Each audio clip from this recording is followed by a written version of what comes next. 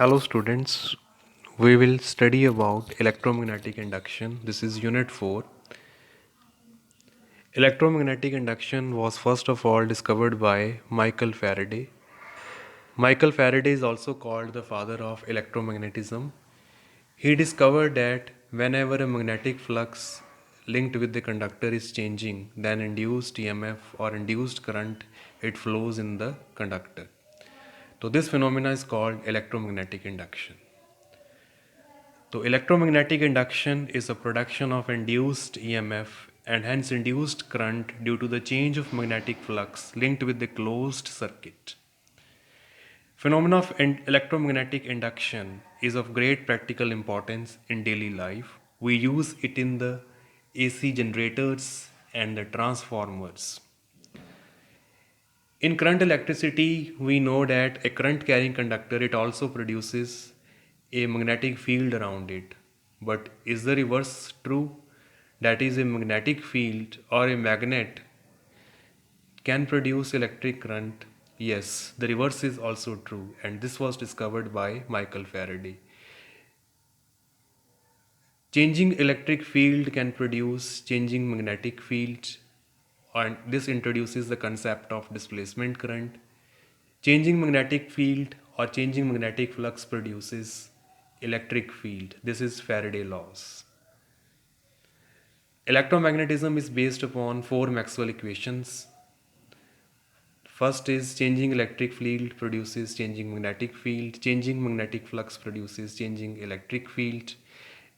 Other are the two Gauss laws. One is the Gauss law in electrostatic and the Gauss law in magnetism. So let us define electromagnetism once again. That is electromagnetic induction. It is a production of induced EMF or induced current in a circuit whenever the magnetic flux or the magnetic field linked with the circuit it is changed.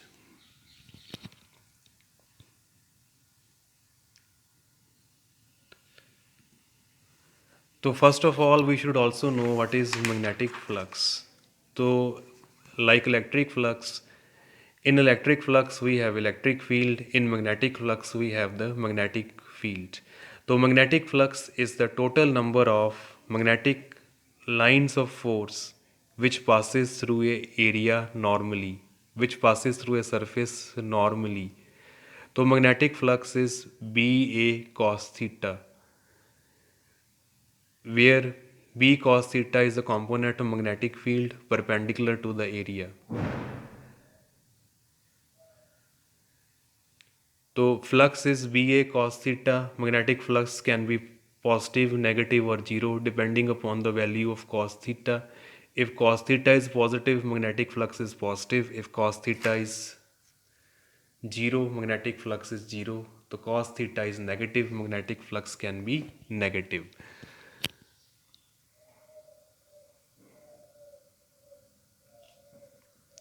So magnetic flux BA into cos theta, magnetic flux can be changed by changing the strength of the magnetic field, changing the area of the coil, and changing the orientation between the magnetic field and the area factor.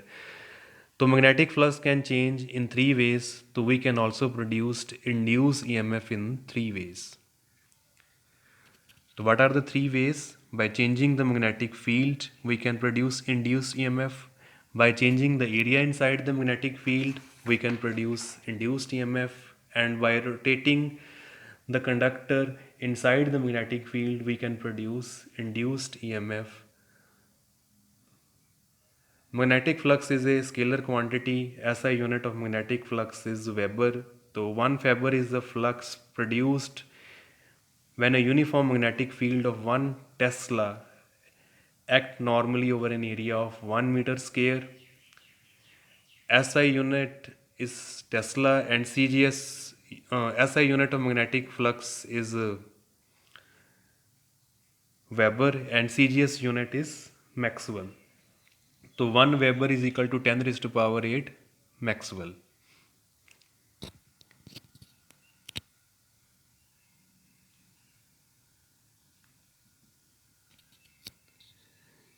The phenomena of electromagnetic induction was based upon the Faraday laws, Faraday's experiment. So it is important to understand Faraday's experiment. You see this first Faraday experiment.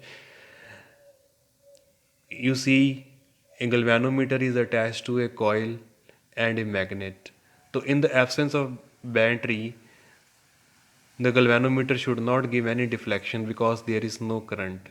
But when the magnet is moved towards the coil, the galvanometer gives a deflection. If the north pole of the magnet is moved towards the coil, the galvanometer gives deflection on one side. If south pole of the magnet is moved towards the coil, the galvanometer gives deflection on other side.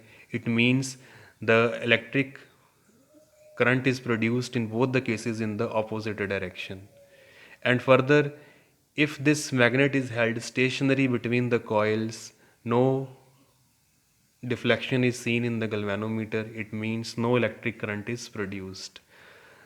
So basically what happens when the magnet is brought near the coil, the magnetic flux is increasing. When the magnet is taken away from the coil, the magnetic flux is decreasing. Increasing or decreasing means the magnetic flux is changing. And if the magnet is held stationary, the magnetic flux becomes constant and no induced EMF is produced. You see here in the diagram, when the magnet is brought near the coil, magnetic lines of force linked with the coil are increasing. More magnetic lines of force it passes through the coil, so increasing magnetic flux. Similarly, if it is taken away, the magnetic lines of force are decreasing, that is decreasing magnetic flux. So increasing or decreasing magnetic flux can produce induced EMF in the coil. Next Faraday experiment, you see we have two coils, one is the primary coil, other is the secondary coil. Battery is connected to the primary coil, so we have a tapping key K and galvanometer is attached to the secondary coil. When we press the key K, current in the circuit starts increasing. The magnetic flux linked with the secondary coil is also increasing. The galvanometer gives deflection to one side. Now, if the tapping key K is released, the current in the primary coil P is decreasing. The magnetic flux linked with the S coil is decreasing. Galvanometer gives deflection to another side. But if we are continuously pressing the key K, a constant steady current flows in the P coil, then magnetic flux linked with the S coil it becomes constant and no induced current is produced in the coil and galvanometer do not give any deflection.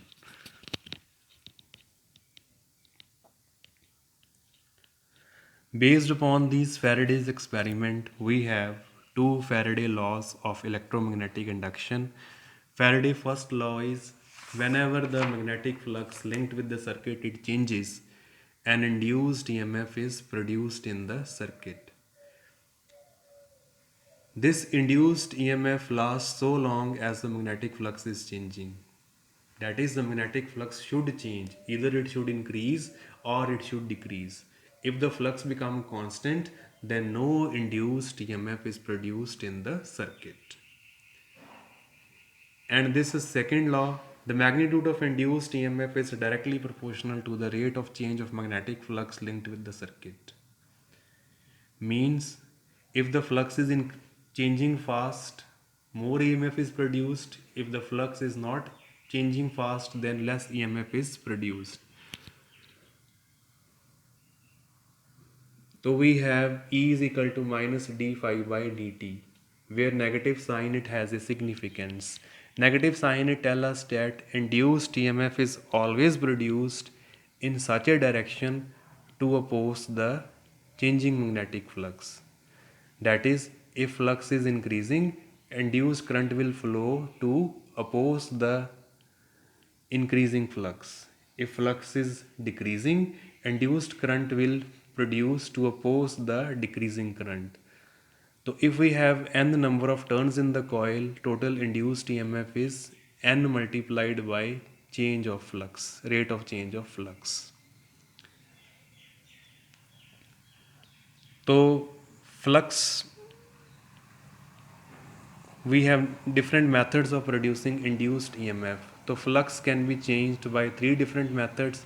So induced EMF can also be produced by three different methods. First is by changing the magnetic field. So magnetic field can be changed if the magnet is brought near the coil or magnet is taken away from the coil, or when the current in the primary coil is increasing or decreasing, as we have seen in the Faraday's experiment. So we can produce the induced current in the circuit. Next is by changing the area, that is increasing the area or decreasing the area inside the uniform magnetic field, we can produce induced EMF. This induced EMF is called motional EMF because the conductor is moved inside the magnetic field. The EMF produced due to the movement, due to the motion of conductor inside the magnetic field is called as motional EMF. So in this figure you see magnetic field is perpendicular to the plane pointing in the inward direction, and this area, rectangular area PQRS, is introduced inside the magnetic field. So when it is introduced inside the magnetic field, area inside the magnetic field is increasing. The flux is B dot B multiplied by change of area. So change of area is, one side is VDT, other side is L. The change of area is LVDT. So E is equal to minus d phi by dt. So it gives E is equal to minus BLV. The motional EMF produced in the rectangular conductor is minus BLV.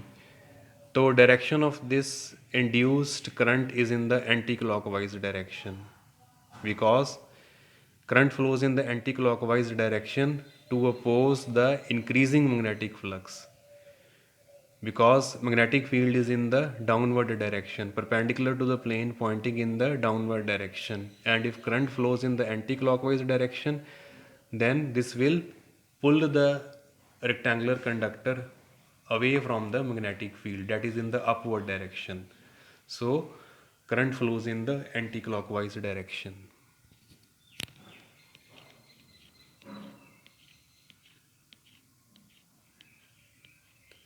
Next, third method of producing induced EMF is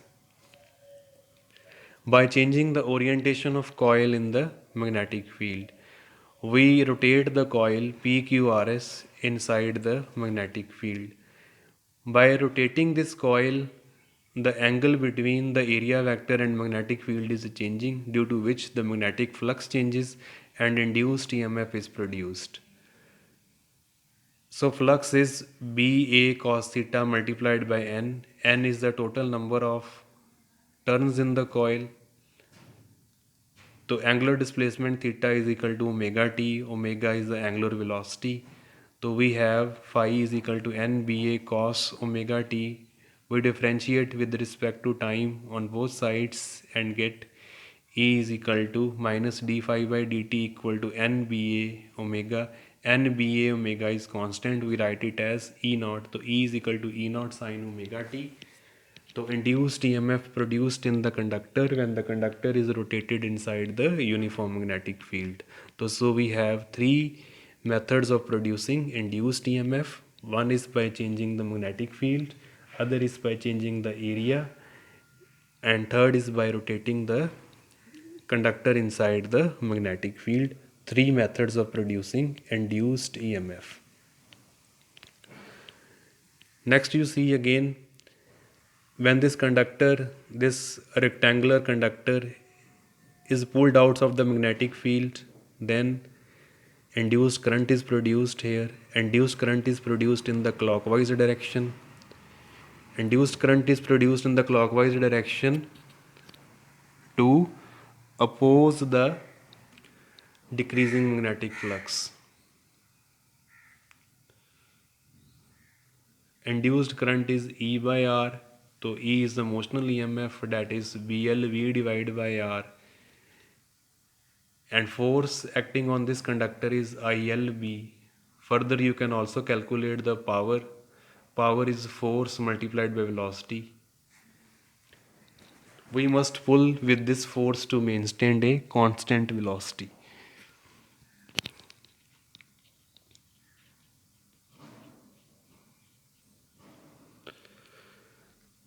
Let us do some questions based upon this topic. So you see a wire is pulled through a magnetic field. Magnetic field is uniform, perpendicular to the plane, pointing in the inward direction. What is the direction of induced current? In this case, we see that in whichever direction the rectangular conductor is moved, no induced current will be produced because it is moved inside uniform magnetic field. The flux remains constant, and whenever the flux is constant, no induced current is produced. But if this rectangular loop is pulled out of the magnetic field, then the induced current will flow in the clockwise direction. If it is introduced inside the magnetic field, then induced current will flow into the anti-clockwise direction. In both the cases, direction of induced EMF is to oppose the change of magnetic flux. That is, when the magnetic flux is decreasing, current is flowing in the clockwise direction, and when the magnetic flux is increasing, the current is flowing in the anti-clockwise direction. Now, so you see this next question. A wire loop is moved along the direction of current as shown. What is the direction of induced current? So we see in this figure that rectangular loop is moved in the downward direction. So whether it is moved in the downward direction or it is moved in the upward direction, no induced current will be produced because flux does not change when moved along the length of the wire, that is in the upward or the downward direction. But if this rectangular loop is moved to the left hand side, then magnetic flux is decreasing. Magnetic flux linked with the rectangular loop is decreasing, so current will flow here it in the clockwise direction to oppose the decreasing magnetic flux.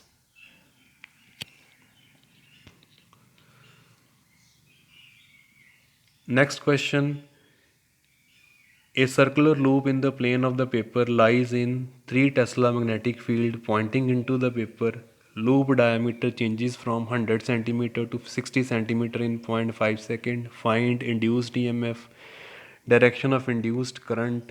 If resistance of coil is 0.05 ohm, what is the average induced current?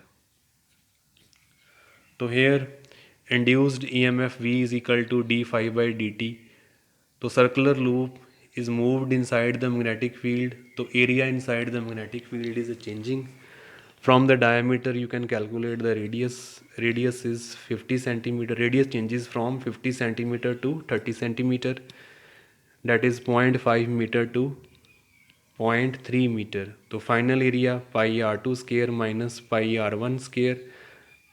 So this is pi common, 0.3 square minus 0.5 square divided by time is 0.5. So induced EMF is 3.016 volt. The direction of induced current is in the clockwise direction because the magnetic when the circular loop is pulled outside the magnetic field, the magnetic flux is decreasing. The current will be in the clockwise direction to oppose the decreasing magnetic flux. The magnetic field here is in the downward direction. So when the current will flow in the clockwise direction, then this will oppose the decreasing magnetic flux. So what is the average induced current? To apply this relation, V equal to IR, I equal to V by R.